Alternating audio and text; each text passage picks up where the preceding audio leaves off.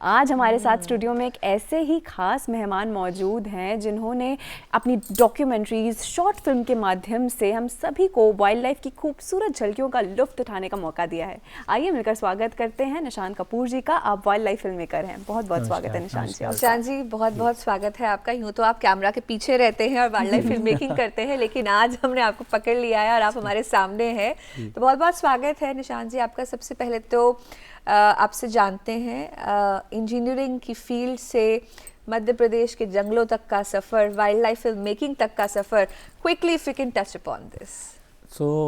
बचपन से ही कैमरा में इंटरेस्ट था, टेक्नोलॉजी में इंटरेस्ट था and big thanks to my father जिन्होंने बहुत यंग एज में, जब डिजिटल कैमराज इंडिया में उतने कॉमन भी नहीं थे, मुझे हैंडी कैम पकड़ा दिया और मैं वहीं से भोपाल में एक रेस्क्यू सेंटर और ज़ू है वन विहार नाम से, वहाँ जाता रहता था और मुझे अच्छा लगता था कि जो भी मिल रहा है उसे शूट करें।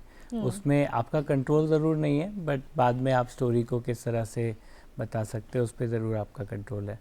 तो फिर कॉलेज टाइम पर भी जंगल के ट्रिप्स वगैरह लगते रहते थे एंड देन इवेंचुअली जब इंजीनियरिंग ख़त्म हुई, मैं जॉब में आया, तो finally I could afford going to the jungle जब भी छुट्टियां मिलती थी। और धीरे धीरे फिर ऐसा लगा कि इसमें करियर वाइज भी स्कोप है और इंटरेस्ट तो पूरा था ही, तो मैं इसमें फुल टाइम आ गया। जी, करियर वाइज स्कोप की आपने बात करी, ऐसे बहुत सारे लोग हैं जो वाइल्ड लाइफ फिल्म मेकिंग में अपना करियर बनाना चाहते हैं and you have an experience of more than 15 years now. तो क्या वो चीज़ें हैं, मतलब वाइल्ड लाइफ फिल्म मेकिंग में बहुत सारे एस्पेक्ट्स होते हैं आपने बताया, तो क्या क्या वो एस्पेक्ट्स हैं जिसमें लोग आ सकते हैं और अपना करियर बना सकते हैं इस फील्ड में? बिल्कुल, मैं एक वाक़या हुआ था मेरे साथ, लगभग 10th में रहा हूँगा मैं, और जैसे मैंने बताया कि बचपन से इंटरेस्ट था। एक फैमिली गैदरिंग में थे हम और 10वीं 11वीं में एक कॉमन टॉपिक होता है कि आगे क्या करना है। तो जो बड़े भाई लोग थे, कज़न्स थे, फ्रेंड्स थे, उन्होंने पूछा कि तेरा क्या मन है। मैंने कहा मुझे वाइल्ड लाइफ में जाना है, मुझे NGC के साथ काम करना है, BBC के साथ काम करना है। तो उन्होंने कहा काम तो करना है बट क्या करना है उसमें। तो मेरे पास उसका जवाब उस समय नहीं था, because I was also clueless. जिस तरह से आज की डेट में भी इतनी अवेयरनेस के बाद भी लोगों को ज़्यादातर नहीं पता कि एंटर कैसे होते हैं। तो केवल कैमरा के पीछे रह के वाइल्ड लाइफ शूट करने के अलावा अगर आपको लगता है तो आप उसको give it a shot. Of course आजकल तो आप फ़ोन से भी स्टार्ट कर सकते हैं, बट साथ ही साथ अगर आपको लगता है कि नेचुरली आपकी टेंडेंसी है, स्किल है कहानी गढ़ने में, लोगों को कहानी किस्से सुनाने में, तो आप राइटिंग पार्ट में जा सकते हैं। अगर आपको वाइल्ड लाइफ में एनिमल के बिहेवियर में इंटरेस्ट है तो आप रिसर्च में जा सकते हैं, स्टोरी डेवलपमेंट कर सकते हैं। अगर आपको लगता है कि आप कोई प्रोजेक्ट एग्जीक्यूट करने में नेचुरली अच्छे हैं एंड प्रोजेक्ट आप खुद को टेस्ट कर सकते हैं कि दोस्तों के साथ फिल्म देखने जाना भी एक छोटा प्रोजेक्ट ही होता है। सो किसे कहाँ से पिक करना है और कितने बजे जाना है। अगर आपको लगता है कि आप नेचुरली उस तरह से अच्छे, तो आप प्रोड्यूसर माइंडसेट वाले हैं। तो उस तरह से काफ़ी सारे रोल्स हैं। तो अपना नेचुरल इंक्लिनेशन देखना है, केवल कैमरा नहीं, बहुत सारे और एस्पेक्ट्स हैं। आप राइटिंग में जा सकते हैं, आप डायरेक्शन में, आप प्रोड्यूस कर सकते हैं। लेकिन अगर किसी को अपनी पहली वाइल्ड लाइफ फिल्म बनानी है तो वो कैसे बनाई जाए? एक बहुत फेमस कोट है जो कहता है कि the best camera is the one that you have with you. और मैं भी इस बात में काफ़ी विश्वास रखता हूँ, क्योंकि ज़्यादातर लोग आजकल कैमरा की क्वालिटी और वो सब डिस्कशन में जाते हैं। उस वजह से कई बार आपके आइडियाज़ को आप खुद इतना प्रोक्रास्टिनेट कर देते हैं कि कई बार आप इंटरेस्ट लूज़ कर जाते हैं, या आपके आसपास वाले जो आपके पीयर्स हैं वो आप में कॉन्फिडेंस नहीं दिखाते, जो कि डिस्करेजिंग होता है। तो आप एक्चुअली अपने फ़ोन से स्टार्ट कर सकते हैं। हमारे टीम में एक व्यक्ति रहे हैं जो कि फ़ोन पे एक छोटा सा 600-700 रुपए का अटैचमेंट लगा के मैक्रो फोटोग्राफी बहुत अच्छी करते हैं। तो इस तरह से वाइल्ड लाइफ तो आपके आसपास हर जगह है। ऐसा नहीं है कि आपको कोई नेशनल पार्क जाना या बहुत खर्चा करना ज़रूरी है। आपको पहली स्टोरी करनी है, आप अपने आसपास कोई लेक हो, कोई वेटलैंड हो, वहाँ की बर्ड से स्टार्ट कर सकते हैं। अगर एक छोटी सी स्पाइडर भी आपके घर में है तो आप वहाँ से भी उसकी दिनचर्या, उसकी जो लाइफ साइकिल है उससे आप स्टार्ट कर सकते हैं। Well, मतलब कि इंटेंशन क्लियर होना चाहिए। अगर आपकी intention, if you intend to, then you will definitely can attain it. Well, wild life को आपने निश्चित ही बहुत नज़दीकी से देखा है, जाना है, and you love nature of course. क्या वो इंसिडेंसेस, अगर मैं बात करूँ टाइगर की, क्या वो इंसिडेंसेस रहे हैं जो कि काफ़ी ज़्यादा आपको यादगार रहे हो आपकी लाइफ में अभी तक?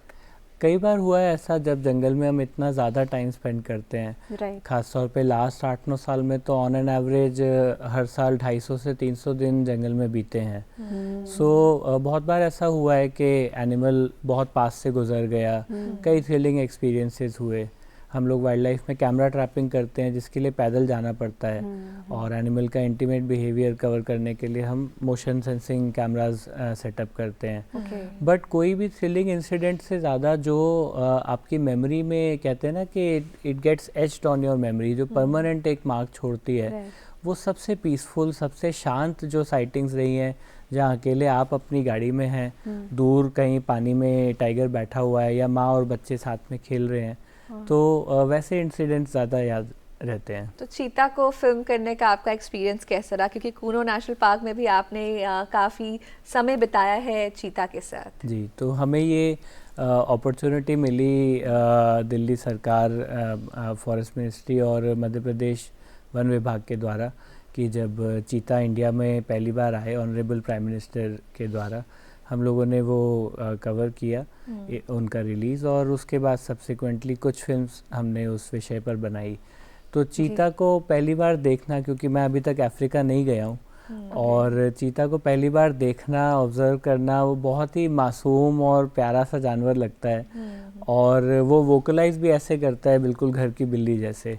तो हाँ, और साथ ही अगर मैं कैमरा पर्सपेक्टिव से बात करूँ तो इतना क्विकली वो बॉडी शिफ्ट करता है, या हर कोई उसके दौड़ने की और हंट की बात करता है, बट उसके नॉर्मल मूवमेंट भी इतने क्विक होते हैं कि आप गेस नहीं कर सकते कि वो अगले मोमेंट कैसा होगा, और with in a split second वो मतलब आपके आंखों से ओझल भी हो सकता है। सो वो बहुत ही गजब का एक्सपीरियंस बिल्कुल। अब है। चीतास, टाइगर्स की तो हम सभी बात करते हैं, शूट करते हैं, फिल्म करते हैं, बहुत सारी फिल्म्स झलकियां हमें देखने को मिल जाती हैं, लेकिन एक और जानवर गौर्स, जिनकी आपने एक बहुत फेमस डॉक्यूमेंट्री बनाई है जिस पे आपको काफ़ी अवार्ड्स भी मिले हैं, काफ़ी सराहना मिली है, तो उसके बारे में भी हमें बताएं। ये अगेन अपॉर्चुनिटी हमें मध्य प्रदेश वन विभाग और wild life institute of India के साथ में मिली, और गौर एक ऐसा जानवर है, एक मेगा हर्बीवोर कैटेगरी में आता है, एंड वो एक्चुअली जिस भी फॉरेस्ट में उसकी प्रेजेंस होती है, काफ़ी चीज़ें वहाँ पर उससे पॉजिटिव चेंजेस आते हैं।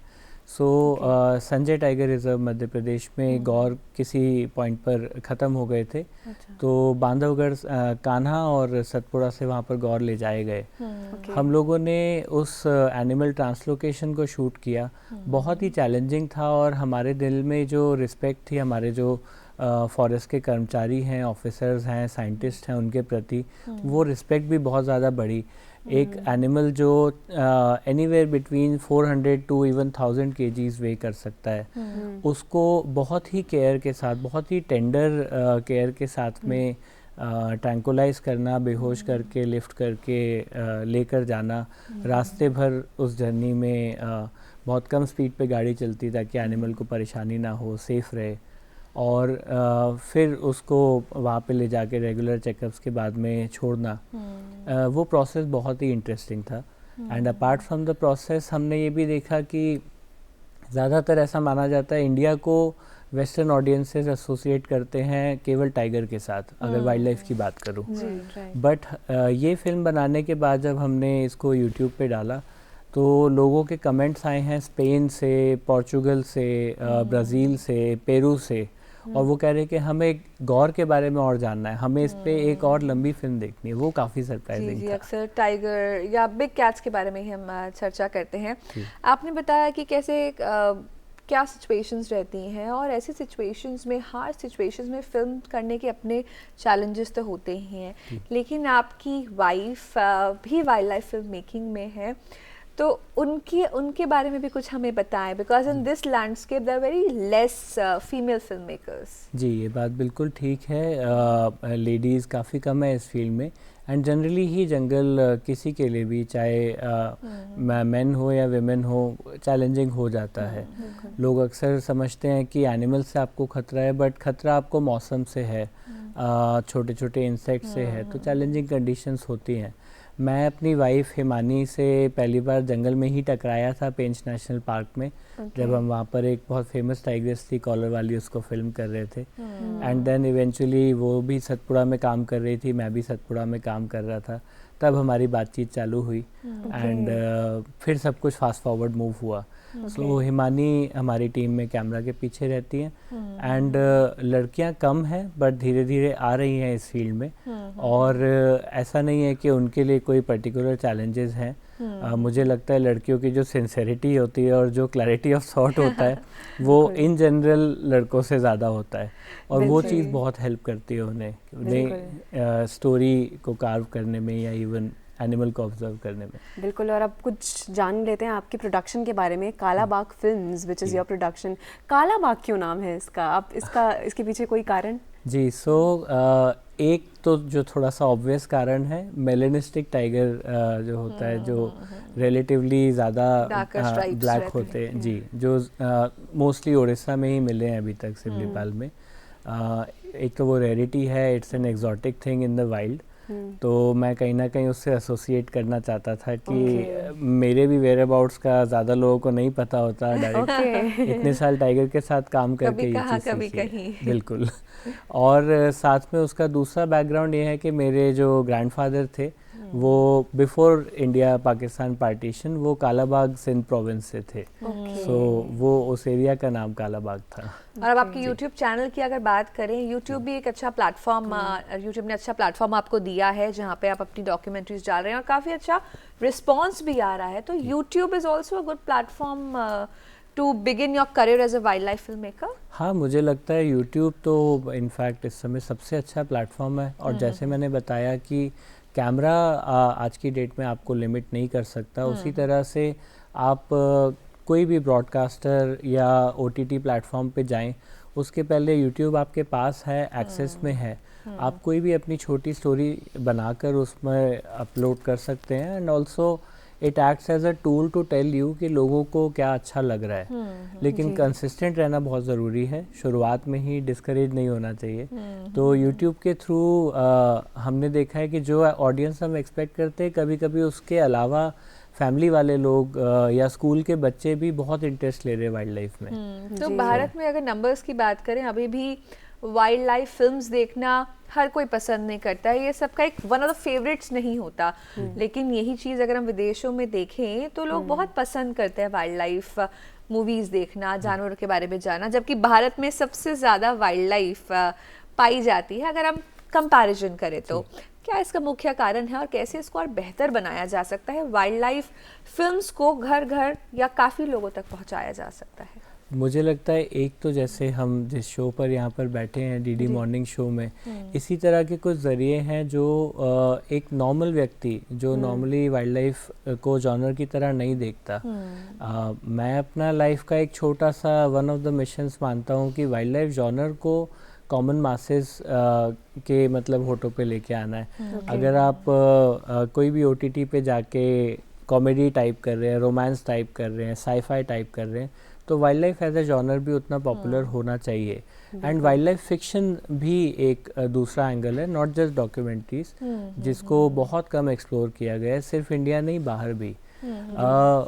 विदेशों में और यहाँ में एक फ़र्क ये रहा है कि वहाँ पे 1960s से thanks to BBC also wild life films वगैरह पॉपुलर करी गई हैं। जिस तरह से आप देखेंगे आजकल छोटे शहरों में बहुत बड़ी बड़ी ब्रांड्स आ रही हैं। आप लोगों को जब सर्व करना चालू करेंगे तो लोग को उसका जो है वो टेस्ट मिलेगा and they will start watching it. YouTube एक उसमें बहुत बड़ा रोल प्ले कर रहा है। जी, और मध्य प्रदेश से हैं आप। मध्य प्रदेश में हम सभी जानते हैं कि वाइल्ड लाइफ एक बहुत प्रोमिनेंट और जंगल देखने को मिलता है बहुत ज़्यादा। वहाँ के टूरिज़्म के लिए भी आपने काफ़ी सारी डॉक्यूमेंट्रीज़ बनाई हैं लोगों को जागरूक करने के लिए। मध्य प्रदेश गवर्नमेंट के साथ आपका क्या कोलैबोरेशन है, इसके बारे में हमें बताएं। लगभग 15-16 साल से मैं प्रोफेशनली ये चीज़ कर रहा हूँ। सबसे पहला मेरा लर्निंग ग्राउंड था पन्ना नेशनल पार्क। जब वहाँ पर 2009 में ऐसा पाया गया कि टाइगर्स के नंबर बहुत ही कम रह गए हैं या लगभग ज़ीरो के आसपास रह गए हैं, तो वहाँ पे टाइगर रिवाइवल प्रोग्राम स्टार्ट किया गया और कान्हा से बांधवगढ़ से फीमेल्स लेके गए, एक मेल टाइगर पेंच से लेके गए, आगे धीरे धीरे उनके नंबर बढ़े। तो मैं वहाँ पे शौकिया एज अ हॉबीज़ जाता था। उस समय तो इनफैक्ट मैं आईटी कंपनी में था। धीरे धीरे मैंने इसको प्रॉपर तरीके से डॉक्यूमेंट करना स्टार्ट किया और मैंने देखा कि केवल जिप्सी में बैठ के वाइल्ड लाइफ को देखना, उसके अलावा दुनिया बहुत है। और ख़ास तौर पे एक मेरे दिल ने मतलब सराहना चालू किया जो फुट सोल्जर्स हैं, जो ऑफिसर्स हैं, जो दिन दिन भर अपना डेडिकेट करते हैं जंगल में। तो I started documenting the active management practices, कैसे टाइगर की जीपीएस कॉलरिंग होती है, उसे मॉनिटर किस तरह से किया जाता है। सो सेम चीज़ फिर जब मैं थोड़ा सा और एक्सपीरियंस आया प्रोफेशनली, ये चीज़ करने लगा था, कुछ साल हो गए थे।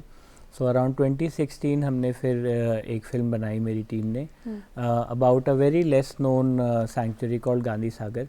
आज वहाँ पर चीताज़ हैं और टूरिज़्म काफ़ी बढ़ गया है, बट वहाँ से वन विभाग के लिए मैंने मध्य प्रदेश वन विभाग के लिए कुछ फिल्म्स बनाना स्टार्ट किया और हमने यूट्यूब चैनल भी एस्टैब्लिश किया Madhya Pradesh tiger foundation society का। जी, और बहुत कम टाइम में 5 सालों में ही 45,000 सब्सक्राइबर्स हाँ, मतलब जिसमें बहुत छोटी सी टीम है, 1-2 वॉलंटियर्स हैं, 1-2 ऑफिसर्स हैं जो चाहते थे कि इसको हम आगे लेके जाएं और आज की डेट में 100 से ज़्यादा शॉर्ट फिल्म्स हैं। तो कुल मिला के जब हम वाइल्ड लाइफ फिल्म मेकिंग करते हैं तो हम बहुत सारे एस्पेक्ट्स को बेहतर बनाते हैं, चाहे वो कंजर्वेशन हो, चाहे वो खुद का प्रकृति से जुड़ाव हो।